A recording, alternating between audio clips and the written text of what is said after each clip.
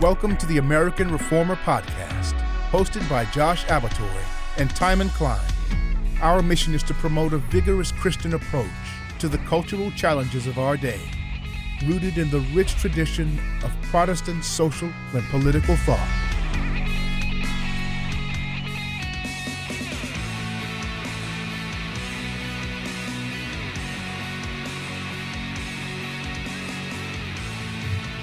All right, welcome back, everyone, to the American Reformer Podcast. Usual host here, Timon, editor-in-chief, and I'm joined, as usual, by a guest. And today I have with me Amy Wax, who many of you will know of, no doubt, and she would need no introduction for you. But Amy, if you would, just for the audience that's not aware, who you are and what you do and what you've been doing and what kind of antics you get up to. Maybe begin by just filling everyone in on that, and then I'll ask you a little bit about that also. I'm a professor at University of Pennsylvania Law School, now called the Carey Penn Law School in Philadelphia. I'm a full professor. I'm a tenured professor, and I can honestly say that I am one of the few right-leaning conservative professors in the law school in the full sense of the term, not what I call a housebroken conservative who only has opinions that the left approves of, but has many opinions that the left does not approve of. And that is extremely rare. It really is shockingly rare, actually, not just in Penn Law School, but in elite law schools generally. We are a top 10 law school, and in the Ivy League. So I'm kind of out there on my own, and that is driven home to me every day. What is my current situation? I have been, quote unquote, suspended as a professor for a year at half pay. Which means I'm completely shut out of the law school, basically. Why have I been suspended? Well, that's a long and sorry story, and I will try to be succinct in describing it, but it's because of my politically incorrect statements, almost entirely outside the law school, what is known in the academic free expression world as extramural statements, which are supposed to be protected, and in fact are protected under my faculty handbook. My position is that's part of my contract. That's part of my tenure protection, that I can express my opinions. But that was not the view of my dean at the time, a guy named Ted Ruger. He said, some of the things you said are behavioral violations. To defend bourgeois values and the 1950s, to say that not all cultures are equal and preparing people to function in sophisticated societies, to point out that there are gaps and disparities in academic achievement between blacks and whites and other races and other indicia of success, that men and women are not the same, that, for example, just to pick one out, that men are actually more knowledgeable than women. This has been measured repeatedly. I made statements in podcasts and other media situations that are based on objective fact. I am not going to say they are true because, as you know, for any issue, there's evidence on one side and then people can conjure up evidence on the other. But the great weight of the evidence supports my statements. And then I have reasonable opinions based on those facts. And that is what I have been indicted for. So my dean initiated a complaint process. It went to the faculty senate. There was a kangaroo court hearing. At the 11th hour, they tacked on some accusations, a handful by students, that I had made certain offending statements to them. I can only tell you that these statements were entirely fabricated or such a distortion of what I actually said that it's laughable, right? But the hearing board that heard my case said she is guilty. she is guilty of inequitably targeted disrespect, whatever the hell that means. I'm not sure what equitably targeted disrespect would be, but I guess it would be if you say bad things about white people or Western Civ or Trump voters. That's okay. That's right. That's fine. But not the coddled, cosseted special minorities that the left is so eager to wrap in bubble wrap and protect, not just from, gross insults, but from facts, frankly. That is what we're seeing in the woke era. Anyway, long story short, I was sanctioned, suspended for a year at half pay, no more research money, this and that. My year of suspension is now underway, but I was not fired, so I will be back as a full professor at Penn Law, and I have no intention of changing how I speak, what I talk about, and, what the sort of material and truths and realities that I expose my students to, which they are not otherwise exposed to. I think the situation in higher ed right now is really dire. It is a completely one-sided education that our students are getting. And that is actually a fairly recent development, although it has been coming on for a long time. Today, I was in my office trying to go through all my materials, do kind of a clean out, and I excavated these piles of papers and, materials, books, articles, from before 2015. I'm going to say 2015. And I was just struck at how different they were from what is being written today in the law schools and by scholars, Ivy-wide, university-wide, not just in law schools, but in other schools and other areas of the academy. It's like night and day. I mean, in the good old days, there was actually discussion. There were facts. There was acknowledgement of things like the test score gap, the fact that affirmative action, was a mixed bag, had downsides and upsides. People were willing to engage that. Some of the materials I have, because I wrote an article about same-sex marriage, was from before this case called Obergefell, where the Supreme Court said that same-sex marriage was a constitutional right, couldn't be infringed by the states. And before Obergefell, people were actually debating the issue. They were debating it frankly and openly, and I think in a balanced way. Well, that would never happen today. That can't happen today. Because the left, the far left, has captured the university. And yes, it is true. They are coming for your children. I'm very fortunate in having some wonderful students who sign up for my classes, which are not popular and are always under siege. And they recognize that they are getting brainwashed. They understand what is going on in higher ed, and they have paid a lot of money for it. They've paid hundreds of thousands of dollars for it. Many of them come from our so-called best institutions, our most elite institutions. And they know that there is a lot of knowledge out there, facts, points of view, opinions that they simply have not been exposed to.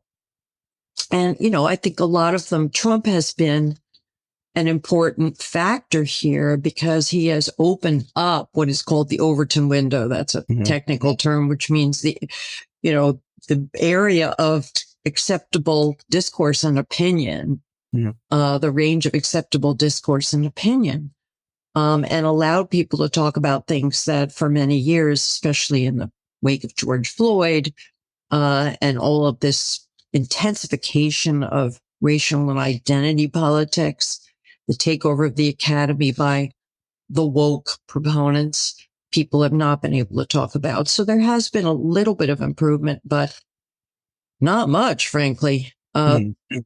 Just to conclude this little discourse, the academy is still very much and firmly in the grip of the far left. It has been captured.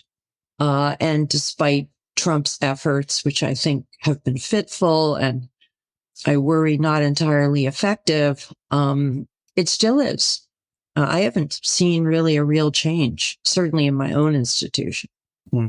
That's exactly what I was going to ask you about as you were talking. There's probably there's a general sense that sort of like the woke is in retreat, right? That like, oh, okay, we're done with that. That's over. Wasn't that crazy for, 5 years or more, however long it was. But it doesn't sound to me like you see on the ground indication of that. There may be sort of like have been a blow to morale. And so maybe they're somewhat disorganized at a national scale or broad scale. But it's not like they've given up their seats of power or institutions. I mean, the New York Times and all the universities are still there and still staffed by the same people. Absolutely. I think, there's a lot of publicity about how Trump is bearing down on Harvard. It's bearing down on Columbia. It's really putting the screws on in this fascistic way. I mean, a lot of this is just PR and rhetoric, right? To excite the base, the Democratic base, marshal the base. I think, there has been some superficial action here and there. I'm not saying he hasn't accomplished anything, but I think nothing that's really going to have staying power, because my perception is that people are just hunkering down and waiting for a regime change. And they are very confident that they're going to get that regime change. The problem here is that if you look at who controls the universities, the administrators, and there are just more and more of them, right? And also the professoriate, the professors, they run the universities. These are self-governing institutions. And of course, we have public universities, but the private universities are very prestigious and powerful, and they really are self-governing. They perpetuate the lefty spin. They control hiring. They control admissions. They're not about to hire conservatives. It's really unclear whether, it's a push or pull. Conservatives aren't interested in entering the lion's den. I don't blame them, because it's a relentlessly hostile environment. But on the other hand, the lefties aren't really interested in having them. So it's very hard to get a wedge into that system. Now, there is one potential bit of leverage, which is that almost every university takes federal funds, really to the tune of billions and billions of dollars. These are taxpayer funds. As I say, truck drivers and store clerks are paying money so that the students of Harvard can, bask in lavish surroundings and, study gender fluidity or whatever it is the hell they're studying, right? And so the sons and daughters of, Arab sheiks can come and get Harvard degrees, because more and more foreigners are filling these seats. And this is, to me, an unconscionable situation. But I don't think the Trump administration has used their financial funding leverage to the best effect. They have gone after anti-Semitism, and I'm 100% Jewish, so, I have bona fides here, which I think has been a bit misdirected. I would have gone after the racial discrimination that is everywhere, the racial double standards. There's still affirmative action in everything. There's still special programs for privileged minorities. There's still favoritism and hiring and admissions. I mean, it's just everywhere. And, the Trump administration hasn't really rooted that out. And they could, if they were more aggressive. They should just say no more money. I mean, you have to starve the beast. But for some reason, they have hesitated. But anyway, just to answer your question, I see no evidence of any real reform from within. If you need a verification of that, the Penn Faculty Senate put on a bunch of webinars about the threat from the Trump administration. And there was no acknowledgement of why there might be disillusionment with higher ed. None at all. They refused to acknowledge any kind of tilt or bias.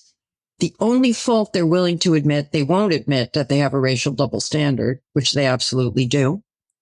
Right? The only thing they're willing to admit is they need to do a better PR job. They need to persuade people how wonderful they are. But the attitude is they're entitled to all the money they're getting. They're a great boon to civilization. They're wonderful for everyone and for the country. I mean, none of this is an unalloyed truth. Obviously, I'm not saying there aren't some good things that are done in the university, some valuable research, but there's also a lot of rot and a lot of corruption. Yeah, I think you were mentioning earlier the money. I remember reading somewhere in this, I think the numbers were years old. I don't even think they're current. I think they're from the early 2020s of the, Yale's, annual budget is like 50% attributable to federal money in one shape or form. So this is like massive amounts of leverage the Trump administration could have. And that's like wasn't unique. I mean, it's just a matter of degree between I think Dartmouth took the least amount and it was still millions every year, millions and millions of money. So, I feel this. I think a lot of people feel that way of like there's some interest or some ambition to do something, but it's certainly not been effective yet. And I'm sure that Harvard and Columbia think if they scream and cry really loudly, it'll make it seem like a lot's been done and they don't need any more. It's like when all the social media companies will come in and be like, please don't regulate us. We'll be good. We'll be good this time. So that seems to be, I agree with you. It seems to be the case to me, but what I guess I would say, what do you think it was? I mean, I have ideas and probably most people do, but you were saying earlier that it's, 2015 is there's a clear change sometime after that or at that point. I'm curious how you describe that. And then also whether your sense of most people in the academy is that they're true believers or are they just opportunists and cynics? That's a question I always have, and maybe it's institution to institution, but I'm always curious at how willing they'll be to morph according to whatever whichever way the direction of the wind is going. So both of those, I'd like to hear what you think about it. Well, those are very tough questions. I can't tell you how many times I've been asked, like, what happened, and why did it happen? Yeah. And once again, it's the cliche to invoke Hemingway, but the answer is gradually and then suddenly. I mean, this has been in the works for forever. The leftward drift of academia. Why? I mean, people who are going to academia are high on openness to experience, which is a fancy way of saying that they like new and strange ideas and sort of totalizing schemes like, socialism and communism, the kind that the utopian schemes, the kind that the left offers. Republicans and conservatives tend to be more engaged sort of on the ground in the day-to-day business of life, of getting on with their families, their businesses, doing their duty, doing these ordinary mundane things. That's, which I think is incredibly honorable and important and vital to our country's greatness. But intellectuals see things differently. And why it accelerated, I think there are all these strange tipping points all over the place. I think this is one of these strange tipping points that occurred. There was a triggering event. All of these ideas were floating around about systemic racism, how horrible Western and white society is, America. Frankly, my own theory, and I know there are people who agree with me, is that what this all boils down to race, because we have in this country had, this Black population that with the enactment of civil rights laws in the 60s, the demise of Jim Crow in the 50s, they were supposed to catch up and become equal to everyone else. That has not happened, right? That has not happened. And I think it's been a really upsetting, huge disappointment to a lot of people. They're frantically looking around for an explanation for why that is. And the easy, palpable, the most compatible with their ideology explanation, I guess you would say, is it's society's fault. Looking outward to blame externals. And that's where this strange idea of structural racism, systemic racism comes from. Because just as civil rights was being enacted and enforced, Blacks really were getting better treatment. Things really were getting better in terms of the demise of discrimination. Blacks, the gaps continued. And in some ways, they got worse. The Black family became more unstable.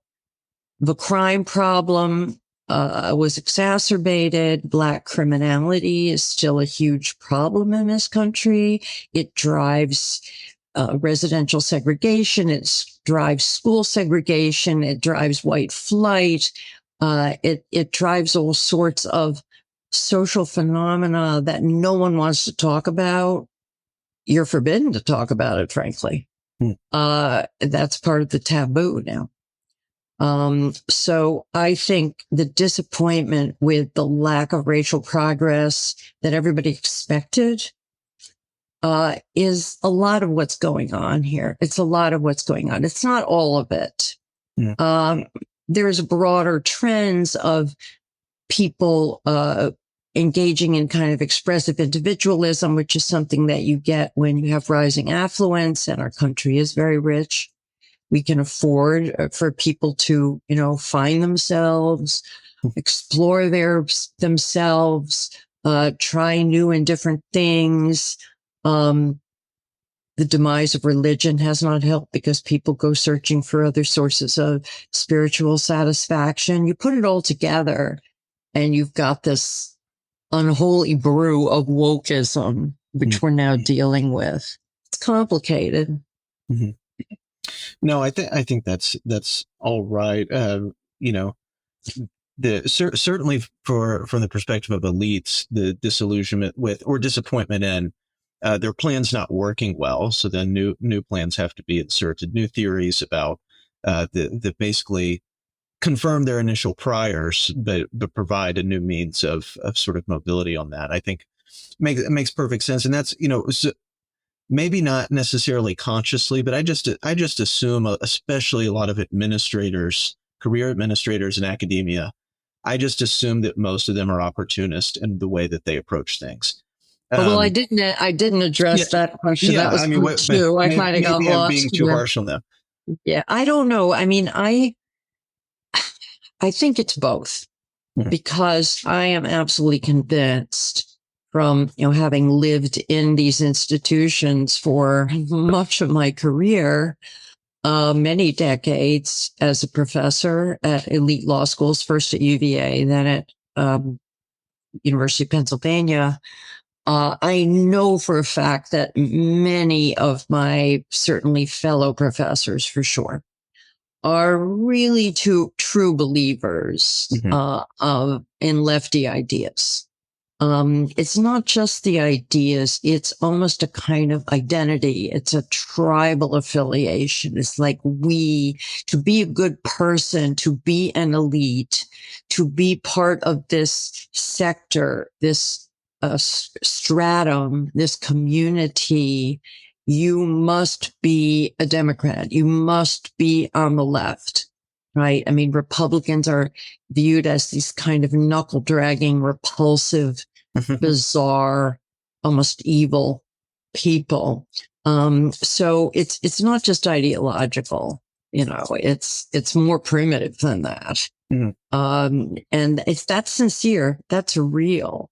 Yeah. But mixed in with it is, of course, opportunism in the sense that if you stick your neck out and dissent from these basic commitments, you are not going to meet with, a positive response. Yeah.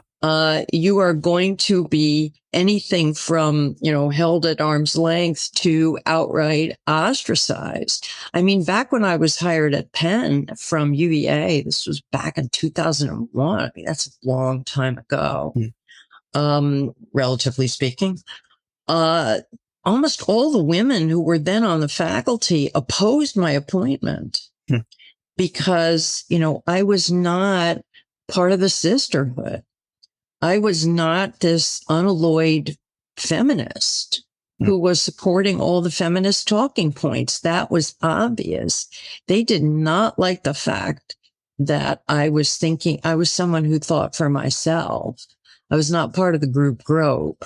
And it wasn't even anything overt. I mean, I think it was something that they sensed, that I wouldn't form part of this block. And so they tried to block my appointment. And I was struck by that. So once again, decades ago, this was brewing. This was part of the scene in academia. And, I did get appointed. I did get tenure. I doubt I would today, frankly, because I did have allies on the faculty who were overwhelmingly male, and sort of part of an older, more classically liberal generation, which, by the way, is practically gone. Yeah. Yeah. The women on the faculty, they sensed that you were spiritually masculine, I suppose. You weren't going to, something like that. Yeah. Yeah, that's interesting. It does seem that way. I mean, even when I was still in school, which was not all that long ago, there were still some people around like that you would say are the classical liberal, in the sense that they were at least tolerant and maybe amused by right-wing ideas. It was still they certainly didn't, affirm them themselves or think that way, but they were at least willing to, have a little bit of it around, and you could talk about it some. But it seems like that even as I was finishing grad school, that was leaving. What had been there was totally on its way out, which would have been around 2015 or so, 2015, 2016. I mean, the way I look at it is it's really two things that are very much endangered right now to the point of disappearing. One is a certain kind of intellectual curiosity, which, barely exists because there's so many taboos and so many sort of primitive fences around so many issues that you're not allowed to probe and be curious about certain ideas. Or, Trump is a kind of lodestar for this, really asking the hard questions of what motivates Trump voters. What are they, why are they voting for him? What do they want? I've never heard a serious discussion of that question at my school. Never. I mean, it's almost unthinkable that there would be such an event or a panel or a presentation. That's really sad. And the other thing is the demise of the idea of, and this is really something that concerns me a lot lately, the loyal opposition, which is so fundamental to our democracy. It goes all the way back to James Madison, the idea of faction. James Madison said, guess what? If you have a democracy, people will never agree. They will never totally agree. We will always have factions, by which he meant there will always be people with different interests, different ideas, different positions. And one of the central pillars of progressive thought, and this goes back to Wilson, is if we just all get educated and we understand the real issues and the facts, we will all come to a consensus. We will all be on the same page, as we will all agree. Whenever I hear as we will all agree, of course, I reach for my gun. But they honestly believe that we will all agree. And that philosophy leads to the demonization of your opponent. I mean, then you can just see someone who disagrees with you as evil, as someone to be, ostracized or worse. And you can't have a viable academic institution with that attitude, I think. And you can't have a viable democracy in the broader sense with that attitude. I mean, look around you in the world. Most of the world hasn't gotten that memo. Yeah. Once they get into power, they just destroy, they kill, they decimate their opponents. I often say to people, look at what's going on in Syria. Syria will never have a viable democracy. Never. Because they do not understand the concept of a loyal opposition. And that is a concept we inherit from England, from Europe. It's been forged over centuries through blood, sweat, and tears. And we are losing it.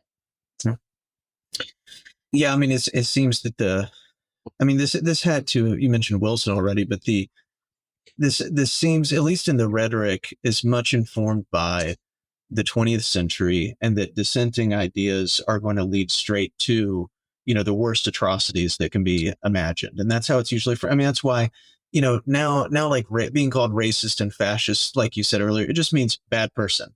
There's no real like content or debate there. That's just meaning you're being labeled bad as a dissenter, and dissenters, if they're not at least controlled, it will lead straight to World War II again. It will lead straight to the Nazi Party. It's like the constant sort of escalation, which can't. You certainly couldn't have a viable academic environment if that's going to be the way things are handled. And like any tangentially related thing, they can find that they think they can trace to the bad things of the 20th century, that has to be shut down. And they can do it with almost everything they dislike at this point, including Trump voters. I call it Hitler's revenge. Yeah. I mean, it is striking to me. And every time I watch the Hitler channel on TV or anything about World War II, I'm struck by it. 70 years later, Hitler is finally succeeding in destroying Western society and Western Europe because people are so crazed about the possibility that X is going to lead straight to, the camps, to genocide, to eradication of minorities. They're so paranoid about that they won't even defend their own countries and their own values and their own societies, and recognize that no, everyone is not alike. All cultures are not alike. That in order to be viable and to preserve your own heritage and legacy, you sometimes do have to exclude certain people whose values are different from your own, whose commitments are different from your own. I mean, this is mainly through immigration policy and through the concept of citizenship and nationalism. So, citizenship, nationalism, immigration, restrictionism are absolutely essential to preserving a country's integrity and its ability to function. Certainly Western societies, which are pretty much at this point the only ones who really do function at a high level. But what enables them to do that? Well, I mean, the notion that anybody can just walk in there from any place, regardless of, what their culture values, the practices and habits they're used to, and participate fully in that society and maintain that society is a fairy tale. It's a fairy tale, but it's a fairy tale that we feel compelled to tell as part of Hitler's revenge because we're so afraid of being called a fascist, a Nazi, a racist. I mean, I'm not afraid of being called any of those things. I've been called those things so many times.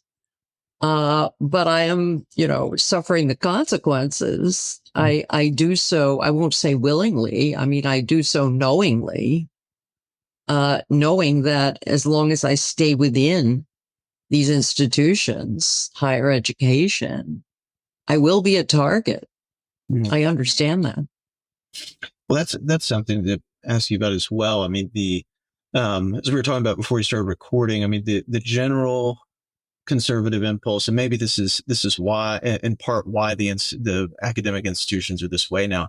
The general impulse is when there is resistance, or when you're treated poorly, right, and it violates not just like the contract on paper, but the general idea of what we're supposed to be doing at these places. When that was destroyed, most conservatives, the impulse is to leave and to either go do something else or start something else, and get away from it. And maybe it goes along with their disposition, as you were talking about earlier. But why is that? What's it done? But then what's the rationale or the need for people, like if they're similarly situated to yourself, to stay in the institutions but continue to take the heat the way you have? Well, I mean, this is a very tough issue, and it's one on which I advise students, pretty regularly. I am not a fan of self-immolation, and I understand that when you're a young person and you're trying to launch a career, start a family, develop a life, that you're in a very vulnerable position. I mean, you really cannot stick your neck out and get your head chopped off without really sacrificing a lot of what's important. So I think everybody has to make this decision. And they make it very, very hard for you. But in my own case, I am in my 70s. My children are grown and married, and I am financially secure because my husband earns a good living. So I am in the ideal position to stay, stick with it, to not cut and run.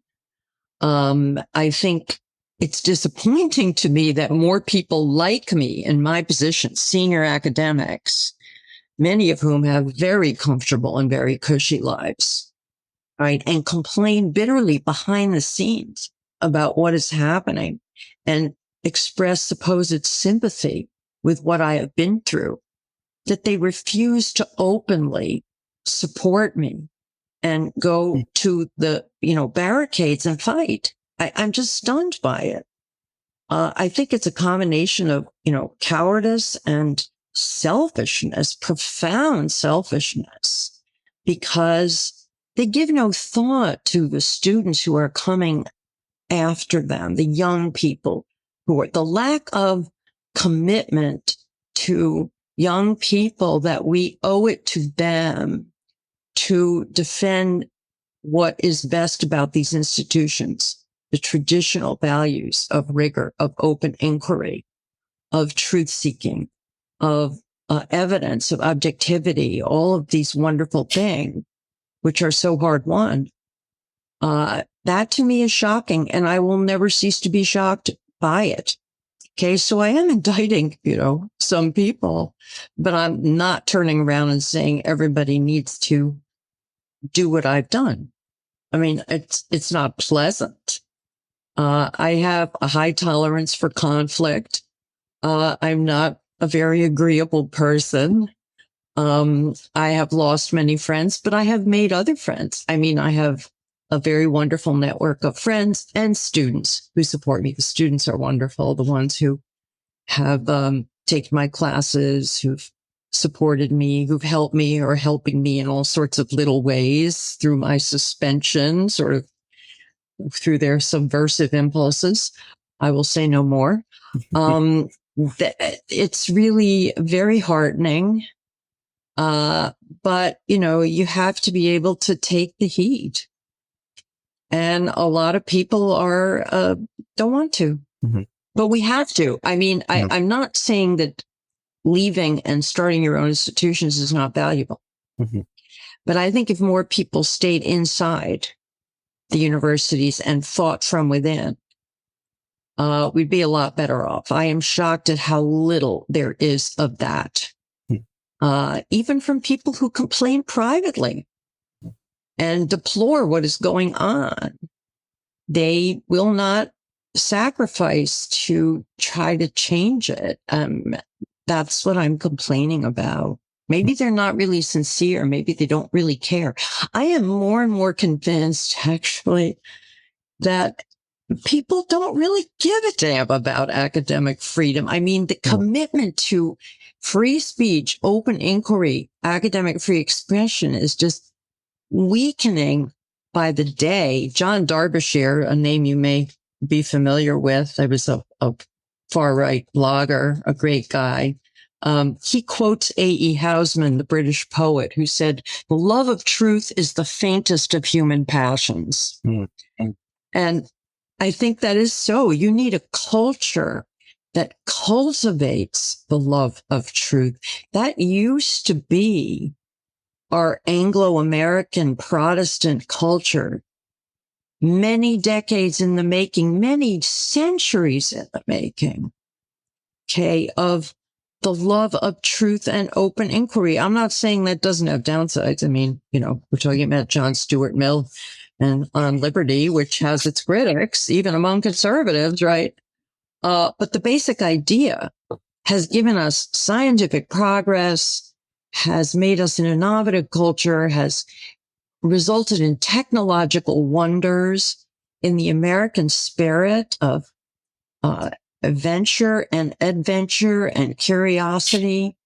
I mean, all of that comes out of this love of truth, of evidence, of being grounded in reality rather than fantasy.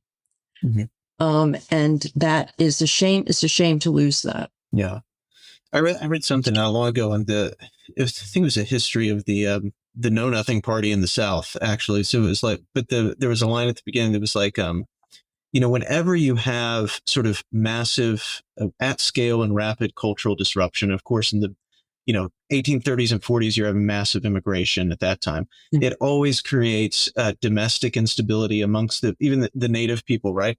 And makes them sort of turn on each other in a way, and then lose a lot of what was their cultural center just on its own. And it's because the pressure from the outside is forcing this instability. And I think that's not unlike the present, of where you have massive cultural overhaul and change, demographic change, at least since the 60s, is going to destabilize institutions and people generally, and what their prior commitments were, for better or worse. But things are going to change, not just because of the new people there or whatever, but the dynamics, shift like that. And it seems like as the allegiance to multiculturalism or whatever, as that's actually enacted, the culture that it was pushing against is necessarily begins to dissolve, because just of the change and the instability there. But it does seem to me, I mean, you mentioned earlier that a lot of academics, the personality traits would be sort of high intellectual openness or experiential openness and these things. It seemed, one of the reasons I think there's a draw to the right now, the sort of the new right, is that it's like the only place where that actual intellectual openness exists now. Yeah. That you can actually discuss lots of things, different ideas. Nothing is you're not going to get canceled for coming up. That's people on the right now are even willing to, and it's totally acceptable to like reinvestigate leftist thought, various aspects, whatever. It's totally open. And it's a much more intellectually dynamic place to be, but that's of course not institutionalized. So there's like no cash out for it. But I think that's why a lot of people are drawn to it, even if they're, wouldn't have previously been categorized as being on the right. Yes, I think that's a wonderfly interesting insight. All of these tech bros and kind of Silicon Valley types, well, they have libertarian leanings, of course. These freedom lovers and free thought lovers, they certainly, they don't have a home in the university anymore. The university is openly hostile to them. So a lot of this intellectual activity, most of it is taking place online or outside the university. The university has become this dead gray zone, as far as I'm concerned, where none of this stuff can be discussed. But what's interesting is, there are a lot of different factions at work here. The right is a complicated place, to be sure. But I think one of the interesting factors at work on the right is that you have this intellectual ferment, this openness, this willingness to talk about quote unquote forbidden ideas, combined with a respect for tradition, for stability, for sameness and familiarity, this, oikophilia, that Bruton talks about, these very traditional mainstream conservative concepts, that cultural preservation is worthwhile, but it's valuable, but it's important, that rejects this absurd cult of diversity, this mindless cult of diversity, which of course goes along with mass immigration, which I think is, really a negative phenomenon, and very destructive, on all sorts of levels. And so you're trying to maintain a kind of stable sector that both honors tradition, and continuity and, uniformity even, but at the same time is willing to talk openly and empirically about reality. And, that's a delicate balance. It's a very delicate balance, and it's always threatening to kind of fall apart, just as the left is, full of all sorts of contradictory factions that are threatening to fall apart as well. But I think, to me, what's really important and interesting is how anodyne and how boring academia has become, like all of these incredibly muzzy, jargon-filled bureaucratic statements that come out of my university. I just read them and shake my head. They're almost a parody. And, these midwit females who people the administration, so-called educated people who know absolutely nothing about anything, I'm sorry to report. I'm engaging in inequitably targeted disrespect here. I realize that they issue these ukases. And, I don't really see a real intellectual life, except in a very narrow sense, if you engage certain technical issues. But outside of that, broader social issues, there's political correctness is hanging over you at all times. And this isn't just in the social sciences and the humanities. It's in science. The med school is the most politically correct place on campus. I mean, it's totally and thoroughly woke, and you do not dare to question the orthodoxy. I mean, I know a couple of people who dared to do that, and they were immediately punished. So it's pervasive. Yeah.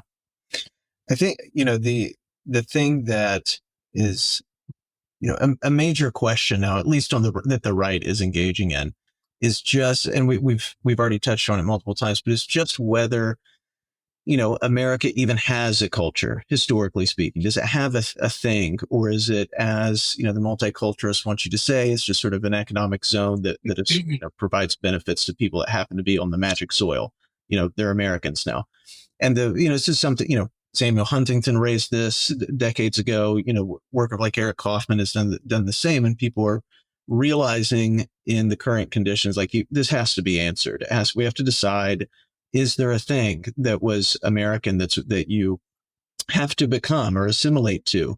And this is basically where, the sorts of questions that started getting you in trouble that you were asking, or rather assertions you're making, that this countries that are bourgeois cultures, that are European cultures, so on and so forth, are just, they are a certain way. They're better. People want to live there, obviously. And there is a real thing there. Then this is something you have to manage and protect and defend, and so on and so forth. But what's, how is this going to be sort of settled, I guess you'd say, in a real way? What has to happen for people to be willing to say as much that, yes, there's an American culture and it's Anglo, heritage, so on and so forth. It's Protestant, all this, and do so in a way that actually affects policy and direction, sort of political will, I guess you'd say, because I still think even post-Trump, at least certainly boomer generation, but then even on down, people are still conditioned to be uncomfortable with talking about any of that, as if it's, necessarily some kind of great offense to assume that those things are real. Yeah, well, I mean, absolutely, they are real. And what's fascinating is that until fairly recently, it was just fine talking about this stuff. I mean, I don't know what happened. The left pulled the rug out from under us on this. I mean, so much of what makes us distinctive is taken for granted. We are a Judeo-Christian, Western, and first world country. Mm-hmm. Let's just step back and say, what does that mean? Well, look out in the world. All right. I would say 85% of the world is countries. Mm. I'll just use Trump's word, right? Sure. Everybody's so offended by it, but it's wonderfully evocative and descriptive, isn't it? Mm-hmm. I mean, think about what a tiny corner of the world there is that functions in a first world way, right? That has a viable democracy, free markets, a robust public sector that's reasonably decent, although it's constantly under assault. Okay, constantly. That, provides prosperity for most of its population, that is orderly and fairly safe. I mean, we could just go on and on and on. We take so many of these things for granted, and the vast majority of the world does not provide them.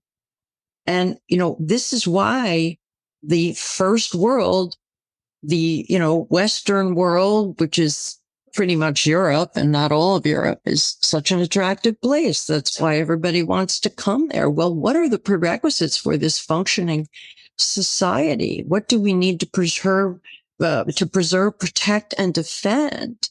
That is what we need to ask ourselves. And we can't be shy about preserving, protecting, and defending it. If you look on the Manhattan Institute website, a guy named Daniel DiMartino, who's training to be an economist, had a wonderful essay just the other day. He said, we are sinking the United States into third worldism. Mm-hmm. We are sinking. And what did he focus on? He focused on the quality and the characteristics of our public spaces. Litter and disorder are tolerated, menacing figures roaming the streets, high crime, lawlessness, vandalism, graffiti, just the sense, he says, that you are entitled to use public spaces as you wish, to service yourself with no reciprocal obligation to behave well towards others and to maintain those public spaces. And yes, we are being pulled in that direction, and that is going to pull us from first worldism to third worldism. All right. So I invite you to go to cities like Zurich, Switzerland, or Munich, right? Where, in most of Zurich, you can walk at any time of the day or night in more than reasonable safety. You can walk for miles and never see a speck of litter. And you may think that's trivial, but it absolutely is not, because most of the people I know, the Ivy types, they live out on the main line in Witopia, mm-hmm. and they would not tolerate the disorder that bedevils our city and many of our cities. Okay. Of course, they won't even talk about it. They're the ones who are touting diversity. And, that's the last thing they want or seek or are living with. So there's a tremendous amount of hypocrisy and taking stuff for granted here, as if it's going to maintain itself. And it's not going to maintain itself. Everybody knows what a nice neighborhood looks like. Everybody wants nice things. But what they don't realize is how much work and how much sacrifice and how much vigilance it takes to have nice things. No, I think that's exactly right. Well, that's probably a good note to end on. We're coming up on time here, and you've been very generous with your time. Not meant to be a depressing note. It's meant to be a call to action. That's how we'll spin it. That's exactly right. And thank you, Amy, so much for talking to me about these things and telling the audience a little bit about your story as well. They can, of course, go now read more about it, but it's quite the saga. Anything you want to point the audience to or promote at this point that you've been working on or doing that you'd want them to see, we'll make sure to put it in the show notes as well. Well, unfortunately, too much of my time has been devoted to my lawsuit. I am now suing Penn. I will not comment on, whether I have any high hopes for that. But it's been very expensive and very time consuming because I am a lawyer. I guess I'm my co-counsel. I have a very good lawyer, but I also am working very hard on it. So I haven't written as much as I'd like to lately. And I'm going to start doing that this year again. But anyway, I do have a GoFundMe. I have been doing lots of podcasts. If you Google my name, you will see some of these podcasts pop up.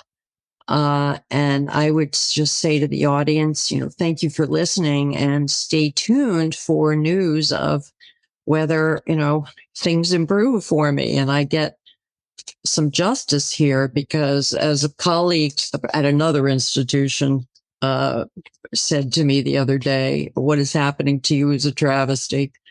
Well, yes, it is. It is a travesty. It is a travesty of what higher ed should be. So I have very much in mind this ideal of what it should be. It should not involve punishing people like me. As you said earlier, it doesn't require agreeing with me. That goes without saying.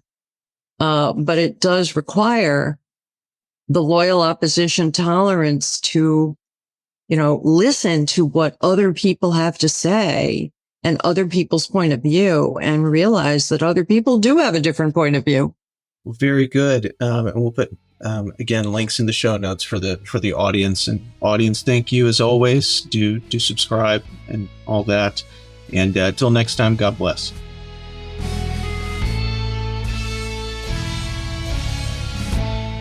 You can find American Reformer on the internet at www.americanreformer.org or on x.com, formerly Twitter, at @AMReformer. Don't forget to like, rate, review, and subscribe to this podcast. Please consider supporting us today by making a tax-deductible donation through our secure online donation portal at americanreformer.org. That's americanreformer.org.